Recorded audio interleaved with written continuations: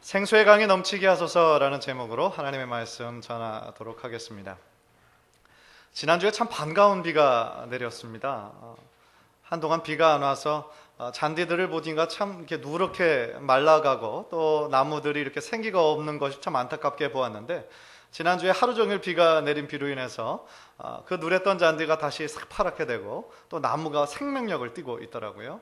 참 신기했습니다. 마치 목말랐던 대지가 그 비를 삼키고 받아들이는 것 같은 그런 느낌이었습니다.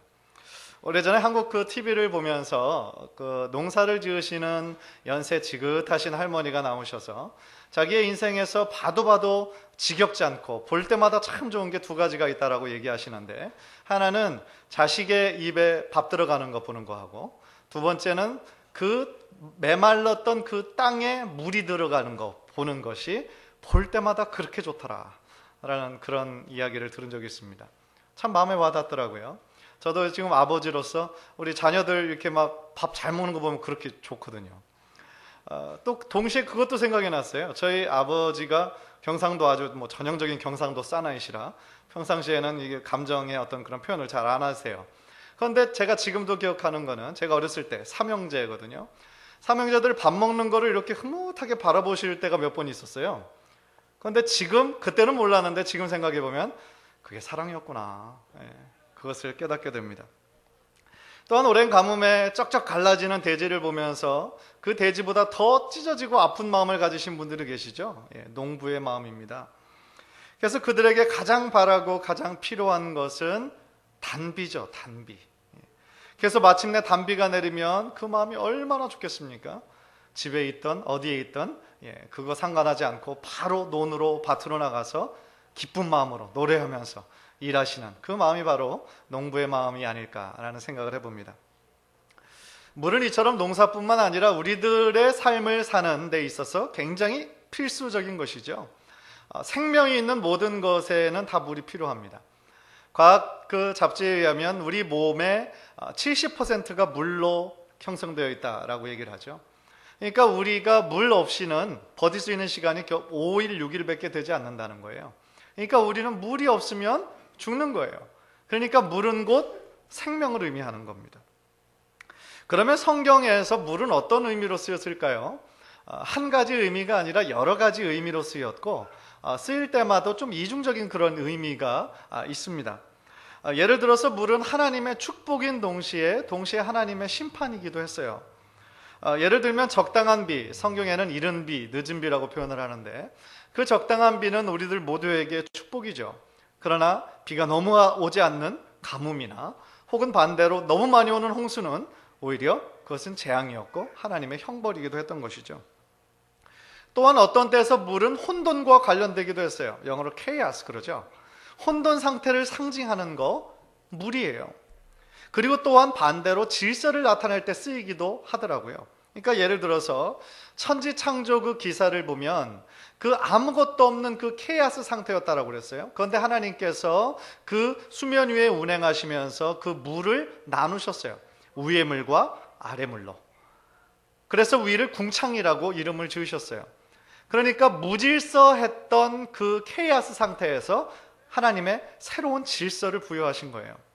그러니까 노아의 홍수 때 보여주시는 것처럼 물은 세상을 심판하시는 도구였기도 했지만 물을 거두어 가심으로써 새로운 역사, 새로운 질서를 시작하기도 하셨다는 거죠. 또 하나 신약에서 주는 물이 아주 중요한 의미로 쓰였는데, 그것은 뭐냐면 하나님과의 관계에서 오는 영적인 새 생명을 의미하기도 해요. 세례를 줄 때 물로 줘요. 우리를 깨끗게 하고 정결케 하고 하나님과의 새로운 관계를 의미하는 것인 것이죠.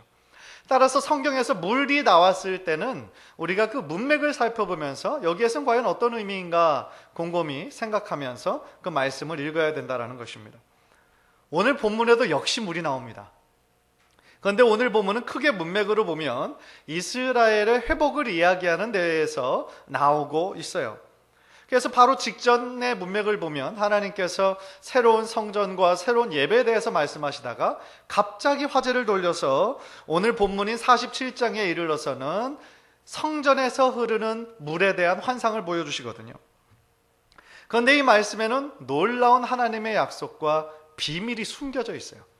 그리고 이미 여기서 말씀하신 것이 신약시대에 이루어졌고, 또 신약시대뿐만 아니라 지금 우리가 살고 있는 이 현대에도 계속 이루어지고 있는 현재 진행형의 말씀이에요. Still going on. 그래서 오늘 말씀을 통해서 정말 우리가 새로운 것을 깨닫고 또 하나님 앞에 다시 한번 새롭게 우리들의 마음을 드리고 결단하는 귀한 은혜가 있게 되기를 간절히 소원합니다. 첫 번째로 우리는 오늘 본문에서 무엇을 발견하냐 하면 생수의 근원이 되시는 하나님을 발견합니다. 1절부터 쭉 읽다 보면 이 환상의 줄거리는 비교적 간단해요. 성전에서 물이 시작합니다. 그리고 그것이 흘러 아주 깊은 강이 됩니다. 그리고 그것이 흐르는 곳마다 사해, 마치 죽은 바다도 다시 살리고 그 물이 지나가는 곳마다 생명들이 솟게 된다. 이것이에요. 줄거리는 비교적 간단합니다. 그런데 중요한 것은 그 살리는 물, 그 생명수가 어디에서부터 시작했느냐는 거죠.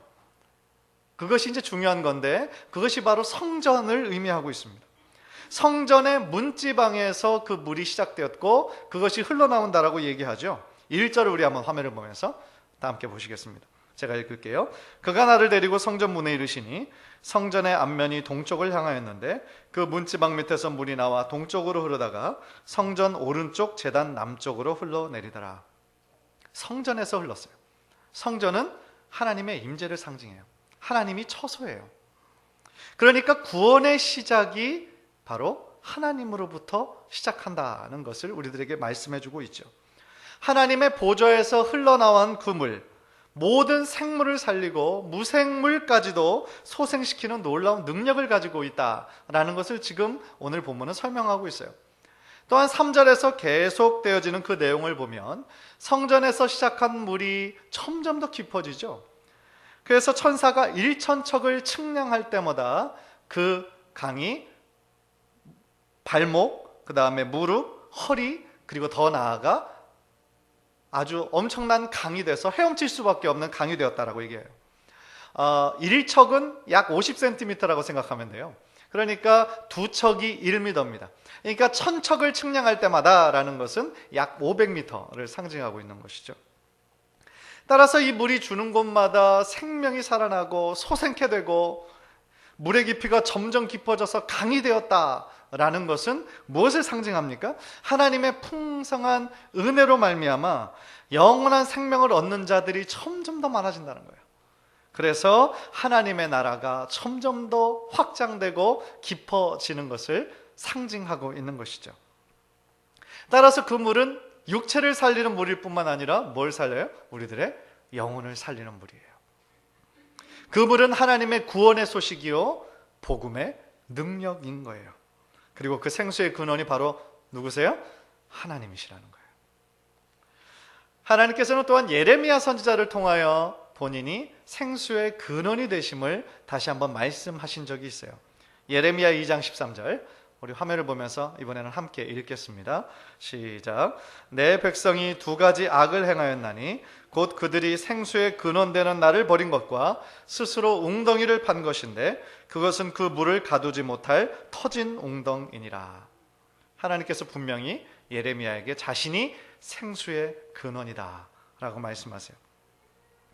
생수의 근원이 된다, 생명의 근원이 된다. 그 얘기는 하나님께서 이스라엘의 모든 생명을 주관하신다라는 거예요.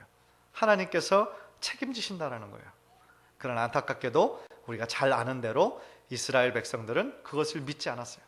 한때 믿었지만 너무나 쉽게 하나님을 배반하고 자기들만의 우상을 섬겼죠. 그런데 자기 나름대로 생수의 근원되는 하나님을 버리고 자기 나름대로의 웅덩이를 열심히 팠는데 치명적인 실수는 뭡니까? 그 웅덩이가 터진 웅덩이에요. 채워지지 않는 커다란 구멍이 난 터진 웅덩이를 열심히 만들고 있었다라는 거예요. 이 말씀이 이해가 되십니까? 생각해 보세요. 이스라엘 백성들은 이미 하나님께서 자신의 생명을 주관하시고 하나님께서 인도하시는 대로 가야 자신들이 살 수 있다는 것을 광야 생활 40년을 통하여 체험한 사람들입니다. 사실은 그들이 애굽에서 종살이로 있을 때 200만 명이 출애굽, 엑소더스를 했어요. 그런데 광야길, 마치 사막과 같은 길을 그들이 며칠이나 버틸 수 있을 거라고 생각하세요? 아무리 애굽에서 자신들의 먹을 물과 음식물을 가져왔다 할지라도 불과 일주일이 못 돼서 그것들은 다 떨어졌을 거예요. 광야에서 그 물을 200만 명이나 되는 거대한 그룹이 그 물을 어떻게 구했을까요? 그래서 그 수많은 사람들이 너무나 목이 마르고 먹을 것이 없어서 모세에게 컴플레인하죠. 그래서 모세에게 컴플레인하는 내용은 마치 우리 레퍼토리처럼 언제나 반복이 돼요. 어려울 때마다 자신들이 목마르고 배고플 때마다 언제나 그 불평의 내용은 동일했죠. 출애굽기 17장 3절이에요. 거기서 백성이 목이 말라 물을 찾으매 그들이 모세에게 대하여 원망하여 이르되 당신이 어찌하여 우리를 애굽에서 인도해 내어서 우리와 우리 자녀와 우리 가축이 목말라 죽게 하느냐. 왜 애굽 노예였지만 그래도 마음대로 마시고 마음대로 먹었는데 지금 왜 이 광야 같은 곳으로 우리를 이끌어내서 나뿐만 아니라 우리 자녀들도 죽게 생겼고 가축들도 다 죽게 생겼다는 거예요. 그러니까 이 다음 구절 보면 모세가 너무 답답하고 안타까운 마음에 막 하나님께 부르짖거든요. 그런데 거기서 뭐라고 그러냐면 하나님 어떻게 하면 좋겠습니까? 이 백성들이 이제 나를 돌을 집어서 나를 죽이려고 합니다. 그렇게 얘기를 해요. 성난 거예요. 군중이 성난 거예요. 왜? 마실 게 없으니까. 너무 목마르니까. 사실 그들의 마음도 이해가 되죠. 왜냐면 물 없이 어떻게 버티겠어요. 그 광야 생활을. 그랬더니 모세의 그 안타까운 그 부르짖음에 하나님께서 그 다음 절에 뭐라고 응답하셨냐면 출애굽기 17장 6절이에요. 내가 호렙산에 있는 그 반석 위 거기서 내 앞에 서리니 너는 그 반석을 치라. 그것에서 물이 나오리니 백성이 마시리라. 모세가 이스라엘 장로들의 목전에서 그대로 행하니라. 모세가 하나님의 말씀대로 하나님의 그 지팡이 출애굽할 때에 그 앞에 놓여있던 홍해를 쳤을 때 그 홍해가 양쪽으로 갈라졌던 그 능력의 지팡이로 어딜 쳤어요? 반석을 쳤을 때 그 반석에서 물이 나왔는데 물이 조금 나온 게 아니라 터져 나와서 200만 명과 가축까지 충분히 먹을 정도로 그 물이 나왔다라는 거예요. 생수의 근원이시라는 거예요. 하나님께서 그들의 생명을 책임지시고 생수의 근원이 되신다라는 거예요.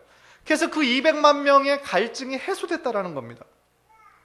이 사건은 참 중요한 상징을 가지고 있죠. 하나님께서 이처럼 그 광야 한가운데서도 그 반석, 그 딱딱한 돌에서도 생수를 공급해 주실 수 있는 분, 그분이 바로 우리 하나님이시라는 거죠. 그런데 그 이스라엘 백성들은 그 생수의 근원 되시는 그 하나님을 여러 번 경험했음에도 불구하고 그 하나님을 잊어버리고 하나님께서 원하시지 않는 죄악 속으로 다시 세상 속으로 더 깊이 들어가 버렸다는 거예요. 얼마나 안타까운 결론입니까? 그런데 제가 이 말씀을 생각하면서 질문을 하고 싶은 것이, 그런데 과연 이 이야기가 과거 이스라엘 사람들에게만 해당되는 이야기냐는 거예요. 이 이야기가. 저는 현대를 살아가고 있는 지금 우리들 주변에서도 흔히 볼 수 있는 이야기라는 거예요. 이 이야기는. 예를 들어서 지금 나에게요 너무나 맑고 깨끗하고 맛있는 샘물이 있어요. 그 물은요 마치 어떤 수도를 틀어놨을 때 막 콸콸 나오는 것처럼 막힘이 없어요. 그리고 그 물의 근원은 막 일시적이지 않고 영원해요. 충분해요. 그런데 사람 마음이 얼마나 변덕스러운지 계속 그 물만 먹다 보니까 어때요? 그 물 맛이 너무 밋밋해요. 이거 진짜 물맛이야. 그러죠? 밋밋해. 맛이 없어요. 그리고 실증을 느껴요. 맨날 물만 먹으니까 좀 그렇다. 그래서 무엇인가 다른 걸 찾기 시작해요. 단 거를 찾고 뭔가 톡 쏘는 것을 찾고 뭔가 좀 나에게 좀 에너지를 줄 수 있는 그런 거를 찾아요. 마치 다른 것을 마시면 내가 더 행복해질 것 같고 더 에너지가 넘칠 것 같고 다시는 목마르지 않을 것처럼 착각해요. 그런데 문제는 마시면 마실수록 그것을 마실 때는 짜릿하고 왠지 좀 쾌감이 있고 행복하고 일시적인 에너지를 얻는 것처럼 보였지만 마시면 마실수록 나의 갈증은 더 목이 마르더라는 거죠. 마치 바닷물은 똑같은 물이지만 사람에게 더 갈증을 불러일으키는 것처럼 세상에 좋은 것처럼 보이는 그런 것들이 일시적인 자극과 일시적인 행복을 주는 것 같지만 나의 목마름을 완전히 채우지는 못하더라는 거죠. 그렇지 않습니까? 돈에 만족이 있습니까? 돈에는 절대 만족이 없습니다. 제가 장담하건대 돈에는 만족이 없습니다. 아무리 돈이 많아도 억만장자라도 세계 1등이든 상등 거부라고 할지라도 자신이 가진 돈이 충분하다라고 생각하지 않습니다. 언제나 늘 부족합니다. 조금만 더 있었으면 좋겠다라고 생각하는 거, 그게 바로 돈입니다. 그렇지 않습니까? 혹시 여러분 중에 목사님 저는요 지금 버는 게 너무 충분해요. 더 이상은 필요 없어요. 남은 거 좀 가져가세요. 혹시 그럴 분 있으시면 저에게 좀 개인적으로 전화를 좀 주시기 바라요. 아마도 없을 거예요. 언제나 무슨 마음이에요? 아쉬워요. 조금만 더 있었으면 좋겠어요. 권력욕은 어떻습니까? 명예욕은 어떻습니까? 특별히 한국 사람들 다른 사람 시선 굉장히 많이 써요. 그래서 다른 사람을 나를 어떻게 생각할까가 너무너무 중요해요. 그래서 내가 정말 쪽팔리지 않기 위해서 혹은 다른 사람과 나는 좀 달라, 다른 사람 우리 집안 달라 보여주기 위해서 어떻게 해야 돼요? 열심히 노력해서 좋은 대학 나와야 되고 근사한 직장 들어가야 되고 이 정도 클래스 되는 집에 살아야 되고 차를 타야 돼요. 그래야 다른 사람들에게 무시당하지 않는다라고 생각합니다. 안타까운 것은 크리스찬임에도 불구하고 거의 비슷하게 우리가 생각한다는 거예요. 그런데 정말 궁금한 건 그거예요. 다른 사람들의 시선을 그렇게 신경 쓰는데 왜 여러분을 바라보시는 하나님의 시선을 신경 쓰지 않나? 크리스찬은 세상에 속한 사람이 아니라 하나님께 속한 사람이라고 하는데 왜 우리는 하나님의 가치관이 아니라 세상의 가치관만 추구하며 살까? 우리가 크리스찬임에도 불구하고 계속하여 세상이 추구하는 것과 똑같은 것을 추구하며 살아간다면, 그리고 그것을 부러워하며 산다면 우리는 과거 이스라엘 백성이 그랬던 것처럼 우리도 똑같이 커다란 구멍이 난 웅덩이를 열심히 파고 있는 거예요. 지금도 열심히 구멍난 홀을 파고 있는 거예요. 그 웅덩이가 터진 건지도 모르면서 자신의 모든 노력과 에너지를 다 동원하는 어리석은 삶을 살고 있는지 모르겠다는 거예요.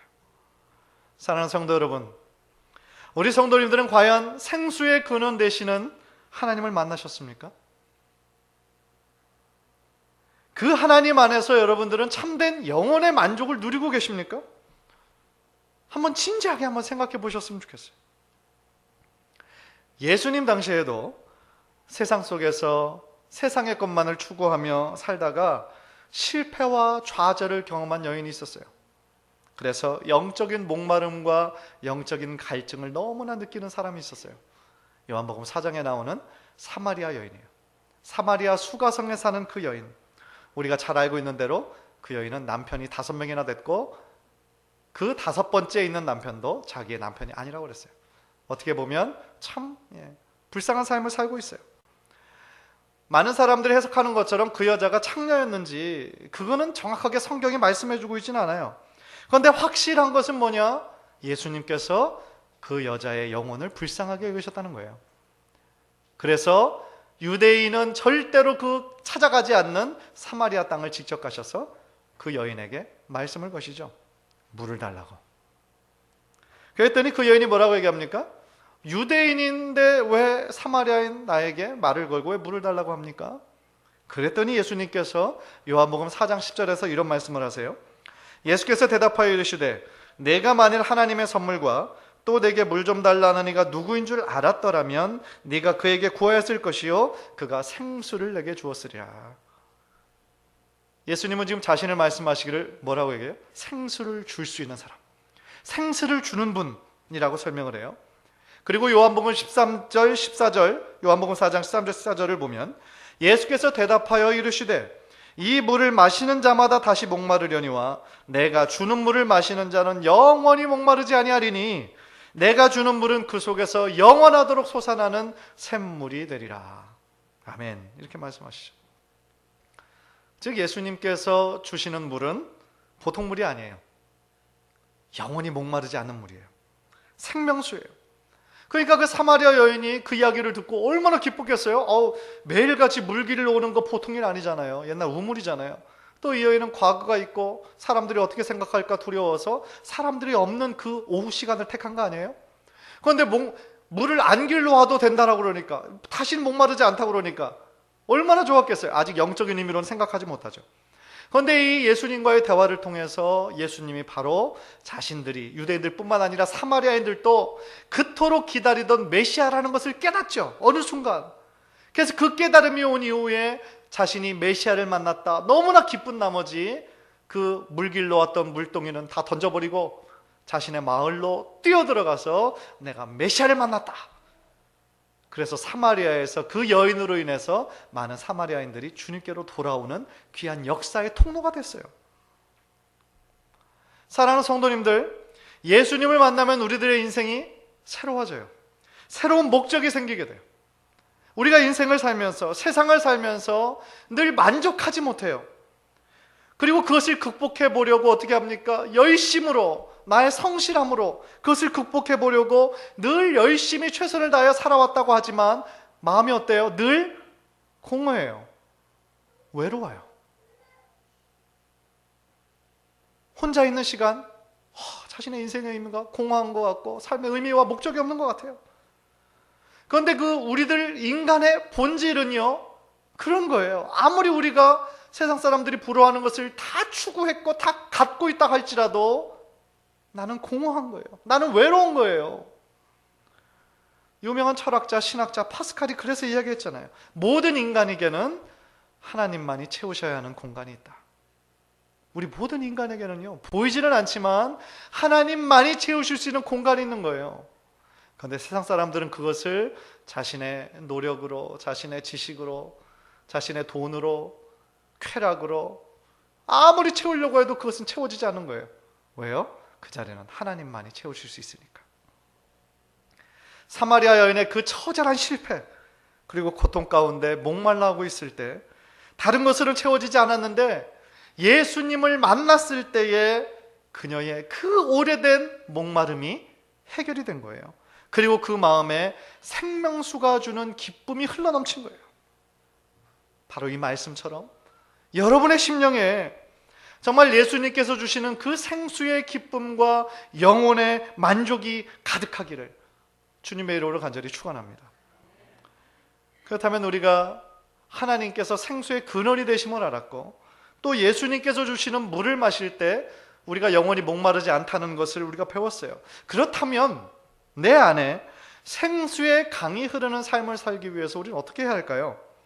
오늘 설교 제목처럼 생수의 강이 흐르는 삶은 어떻게 살아야 할까요? 그런데 그 생수의 강이 흐르는 삶은 쉽게 말하면, 한마디로 정의하면 바로 성령 충만한 삶을 의미하는 거예요. 그 말은 성령 충만한 삶이에요. 요한복음 7장 38절 39절 우리 한번 화면을 보면서 우리 다 함께 한번 읽겠습니다. 시작. 나를 믿는 자는 성경의 이름과 같이 그 배에서 생수의 강이 흘러나오리라 하시니 이는 그를 믿는 자들이 받을 성령을 가리켜 말씀하신 것이라. 분명히 말씀하고 있죠. 예수님께서 사마리아 여인에게 말씀하셨던 그 생명수, 영원히 목마르지 않는 그것은 바로 뭐예요? 성령이에요. 성령님은 거예요. 그렇다면 이 성령을 누가 받습니까? 방금 이 구절에 나온 것처럼 예수님을 믿는 자들이에요. 이는 그를 믿는 자들이 받을 성령을 가리켜 말씀하신 것입니다. 즉 예수님을 나의 주님으로 믿는 자들에게 주님께서는 성령님을 선물로 허락하시는 거예요. 그런데 많은 크리스찬들이 오해하는 게 있어요. 성령님을 어떤 물질이나 어떤 능력으로 오해하는 거예요. 그래서 내가 필요한 순간에 그냥 기도원 가서 어떤 또 기도 아주 힘이 있다라고 하는 어떤 권사님 찾아가서 다시 받으면 채워지고 또 어느 시간 지나면 방전되면 또 채우고, 굉장한 오해예요. 성령님은 어떤 능력이나 어떤 물질이 아니에요. 내가 내 마음대로 채우고 다스리고 아니에요. 성령님은 완전한 하나님이신 동시에 인격이세요. 그래서 우리가 예수님을 나의 주님으로 고백하는 순간 그 하나님께서 내 마음에 찾아오셔서 좌정하시고 내주하시는 거예요. 그리고 우리와 늘 동행하시는 거예요.